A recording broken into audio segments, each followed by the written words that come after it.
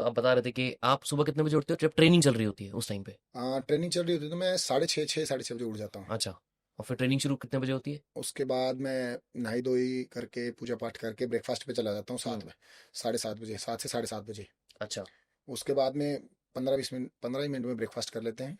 और उसके बाद में 1 घंटे थोड़ा बीच में ब्रेक लेके रेडी होके ग्राउंड चले जाते 9 बजे के आसपास हैं। हाँ। ट्रेनिंग शुरू होती है। हाँ, 9 से लंच टाइम तक, 12 12:30 1 जितना भी। और उस ट्रेनिंग में 3 घंटे में नॉर्मली क्या रहता है, मतलब क्या क्या करना होता है? हर दिन अलग अलग होता है। किसी दिन लिफ्ट्स होती हैं तो 45 मिनट्स का अच्छे प्री वार्म अप होता है एकदम अच्छे तरीके से, हम्म। ताकि हम इंजरी फ्री रहें एकदम, हर मसल्स को एक्टिवेट करके। फिर ओलंपिक लिफ्ट्स होती हैं जो भी कोच का प्लान में होती हैं।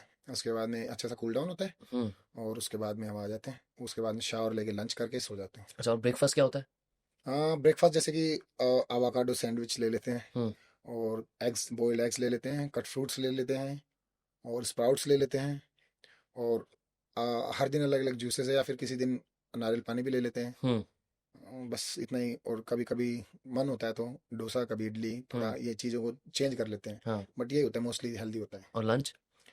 लंच में हम अच्छी प्रोटीन और कार्ब्स इंटेक करते हैं। हम्म। तो हर दिन अलग अलग मील बनी होती है, उस हिसाब से हम खाते हैं। तो लाइक किसी दिन लाइक पनीर में अलग अलग तरीके की डिशेस होती हैं, नॉन वेज में भी अलग अलग तरीके की हम्म। डिशेस होती हैं।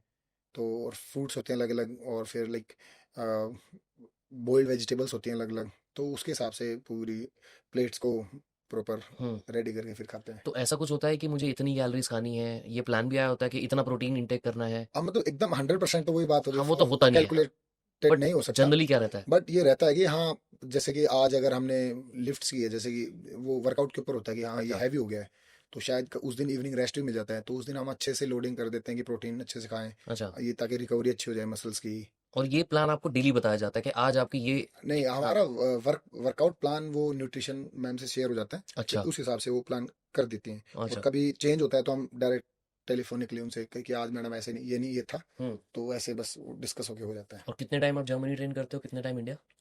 वो जब उधर ठंड कम होती है तो उधर चले जाते हैं, वरना इंडिया में रहते हैं। और फिर कोच के ट्रैवल पे भी डिपेंड करता है कि कोच कब हम्म। कब किधर किधर और ट्रैवल इंडिया में आपके कोच डिफरेंट हैं, जर्मनी में डिफरेंट है? करता जर्मनी है। में तो यस, मेन हाँ। कोच तो वही हैं, और हाँ। इंडिया में अलग है कोच। अच्छा। हाँ। अच्छा, मुझे एक बात बताओ, जैसे जो उए हॉन सर है हम्म, ना, जो आपके कोच हैं जर्मनी में मेनली, ये मोस्टली जब ट्रेनिंग देते थे हम्म, लोगों को या कोचिंग देते थे, हम्म, तो ये एबल्ड बॉडी कोच ज्यादा रहे हैं शुरू से, है ना? एग्जैक्टली। एबल लेकिन बॉडी ही रहे हैं। एबल्ड बॉडी रहे सिर्फ हैं। अकेला ही ऐसा पैरा हाँ। एथलीट जिन्होंने उन्होंने भी आज तक जिसको ट्रेन किया है। करेक्ट। हाँ, तो अब आपने तो चलो सीखना ही था उनसे, है बिल्कुल ना? बिल्कुल। बट उनको भी तो बहुत कुछ शायद चेंज करना पड़ा होगा, क्योंकि एक ऐसे इंसान को करना जो जिसको आपको पता है कि बिल्कुल भी कुछ नहीं अलग करना पड़ेगा, है ना? एग्जैक्टली और एक थोड़ा सा ऐसा जहां पे आपको पता है कि हाँ, मुझे अपने आप को भी चेंज करना पड़ेगा इसको ट्रेन करने के लिए, एग्जैक्टली। है ना? बिल्कुल। उन्होंने वो क्या किया? आपने कभी उनसे पूछा इस बारे में? यस। तो लाइक मेरा जो ब्लोक लेग है वो छोटा है एज कम्पेयर टू पीछे सिटिंग लेग से। हाँ। तो मैं हमेशा कहता था कि मैं डाउन हो जाता हूँ, मतलब एकदम से भागता हूँ जब, तो मैं वो कर लेता हूँ उसको मैनेज, फिर एकदम से लास्ट में ब्लॉक लगता है तो पूरा पैर लगता है। हाँ। तो फिर मैं पूछता हूँ कि सर ऐसे ऐसे ये प्रॉब्लम आती है, इसीलिए मुझे ऐसा लग रहा है कि मैं ना मेरी रेंज से बहुत कम थ्रो फेंक रहा हूँ, मैं बहुत और भी फेंक सकता हूँ, मतलब मेरे को ऐसा लगता है। तो फिर वो बताते हैं 2-3 चीज़ें, जैसे कि एक तो कि हम ज़्यादा सीटिंग ले सकते हैं, तो हम उस हाइट को मिनिमाइज कर दें, राइट लेग हम्म। पे ज़्यादा सीटिंग ले सकते हैं। उस पे काम कर रहे हैं, वो नहीं हो पा रहा, तो उसके बाद में अब हम लेफ्ट हैंड को लॉक कर सकते हैं ताकि ब्लॉक थोड़ा डिले हो जाए। हम्म। तो ऐसी ऐसी टेक्निकल चीज़ों पे अब हम मतलब काम कर रहे हैं, हम्म। ताकि और ज़्यादा बेटर इम्पैक्ट। और बीच में हमें थोड़ा पेन हो गया था, तो उस चीज़ को, तो गेम ऐसे भी तो नहीं चलता, कभी कुछ चलता इंजरी तो रहता है। पार्ट है, हाँ। हाँ, कभी सारा सब कुछ परफेक्ट जा रहा है, हम्म। कुछ पेन हो जाता है। सब परफेक्ट जा रहा है, फील कनेक्ट मिस हो जाती है। हम्म। तो ऐसे ऐसे थोड़ा चल के अभी, वो बोलते हैं ना, गाड़ी हाँ, हाँ, हाँ, पटरी पे आई है, हाँ। अभी अच्छा है लेकिन। बट उए हॉन सर का ना एक चीज और फेमस है, हम्म, बायोमैकेनिकल ट्वीक जो वो कराते हैं कि बिल्कुल। बॉडी इंजन से थ्रस्ट करना, एग्जैक्टली। हैंड की बजाय बॉडी से ये आपको मूवमेंट लेना है। बिल्कुल। क्या है, अगर किसी और नॉर्मल आम इंसान को समझाना हो, क्या फर्क होता है ये? सीधी बात है कि अगर आप हाथ हाथ से फेंकोगे तो एक मसल है, हाँ। बोटी से फेंकोगे तो कितने नंबर ऑफ मसल्स हैं। हाँ। तो जितने नंबर ऑफ मसल्स है, उसमें हो सकता है नंबर ऑफ मसल्स में आपको ऐसे ना लगा हो कि मैंने जोर लगाया है। हम्म। ऐसा होता है कभी कभी, क्योंकि उसमें सारी मसल्स है ना। हम फेंकते तो हमें सिर्फ आम जितने जोर से मारते हैं वही फील होता है, हाँ ये मैंने जोर से मारा है, हाँ। लेकिन वो डिस्टेंस नहीं गया। तो वो उनका कॉन्सेप्ट ये रहता है कि ऐसा नहीं है जिसमें हमें लगे जोर लगा वही थ्रो जाएगी, नहीं।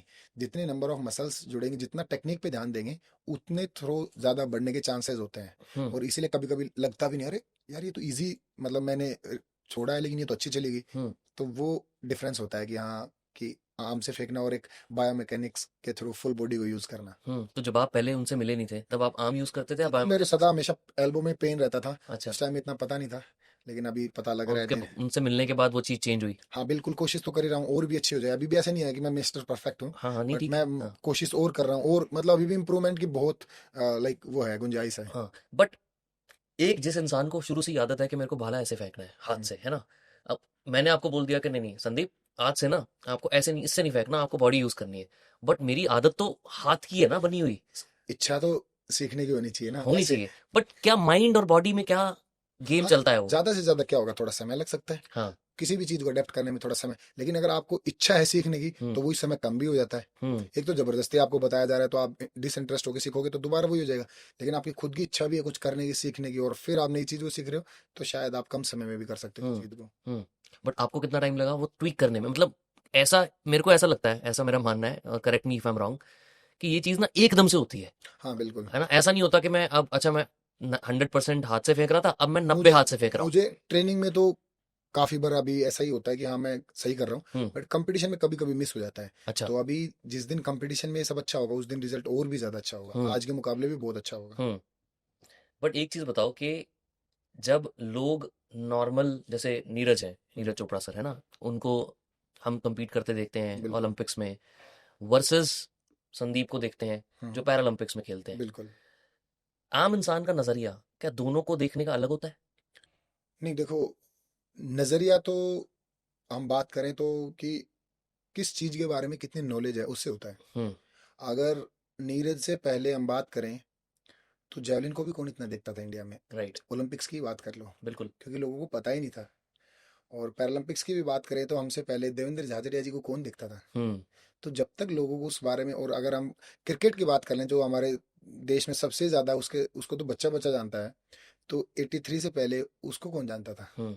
तो जानना और नजरिया तो तब, मतलब नजरिया तो तब चेंज हो जाता है जब उस चीज के बारे में नॉलेज और पता लगे जनता को। हम्म। शायद आज इतना क्रेज ना हो पैरालंपिक के बारे में, लेकिन शायद यही 10-15 साल में बाद में हर कोई डीपली बता देगा कि ये क्या होता है, कैसे क्या हम्म। होता है, हर चीज बता देगा। हम्म। तो इट इज अबाउट नॉलेज की जनता कितनी अवेयर है उन चीजों के बारे में, तभी पता लगता है। नीरज के गोल्ड आने के बाद एटलीस्ट दुनिया को ये तो पता लगा कि भाला क्या होता है, हाँ जैवलिन क्या होता है। हाँ। हमारे तो वरना पहले किसी को आप बता देते कि जैवलिन वो क्या होता है, हम्म। तो कोई डिस्कस करके बताता था ऐसे ये वाला है वो वाला।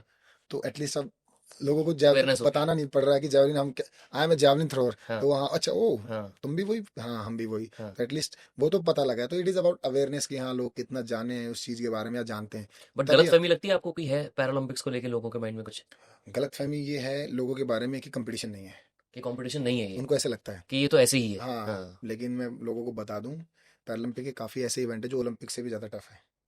अच्छा। आपको भी अजीब लग रहा हो हाँ। सुन के। रियो की बात है, मैं मेरे को एक इंसिडेंट याद है, उसमें शायद 1500 मीटर थी या 5000 मीटर थी, जितने में शायद पैरालंपिक का फोर्थ जो फिनिश किया था उसका टाइमिंग था, हम्म। उतने में रियो का गोल्ड था ओलंपिक्स का। अच्छा। तो ऐसे कभी, और ऐसा हुआ है मेरे सामने इंडियन एथलीट है कुछ जिनका, जो पहले एथलीट थे, अच्छा करते थे, और उसके बाद में एक्सीडेंटली या किसी रीजन से पैरा में आए, तो आज वो रिजल्ट ही नहीं दे पा रहे हैं। हम्म। तो तो don't consider para sports as like हाँ ये तो कोई भी कर सकता है, नहीं, हम्म। एक बार उतर के देखोगे, उनके रिजल्ट्स को देखोगे। If even you are not a para athlete, आप जाके देखो जैसा वो कर रहे हैं, आप उतना करके दिखाओ, फिर आपको पता लगेगा कि नहीं यार ये तो सच में बहुत अच्छा कर रहे हैं। हम्म। तो ऐसा नहीं है पैरा स्पोर्ट्स। अभी लाइक सुमित इतना अच्छा कर रहा है, तो उतना नॉर्मल लोग उतना थ्रो करते हैं सुमित जितना, मतलब कंपटीशन में करता है। हम्म। तो इट इज़ नॉट कि ईजी इतना, कि हाँ यार इतना ईजी नहीं है मतलब। हम्म। तो यही मैसेज है कि जितना आप सोचते हो उतना ईजी नहीं है, कभी करके देखो, ग्राउंड में जाओ, फिर पता लगेगा। हम्म। हाँ। तो जर्मनी में आपके कोच हैं उवे वान सर, है ना, इंडिया में विपिन कसाना सर है? हाँ, विपिन भैया मेरे पहले थे, अभी मेरे को सीमा दीदी गाइड करती है इंडिया अच्छा, में। हाँ, सीमा दीदी गाइड करती बट है। हाँ उनके साथ भी अच्छा है, विपिन भैया भी है, मतलब ऐसा नहीं है, वो मेरे बड़े भैया जैसे ही हैं। हाँ। उन्होंने मेरी इनिशियल स्टेज पे बहुत मदद करी है। जैसे मैंने बताया कि मैं पैकिंग करता था, तो वही वो शख्स थे जो उस टाइम में मेरे को बताते थे कि तू पैकिंग कर लिया अगर, वो हमेशा हेल्पफुल है। तो लाइक उनको किसी ने इतना अप्रिशिएट नहीं किया है उनके वर्क के लिए, बट मैं उनको दिल से रेस्पेक्ट करता हूँ, अप्रिशिएट करता हूँ हर चीज़ में।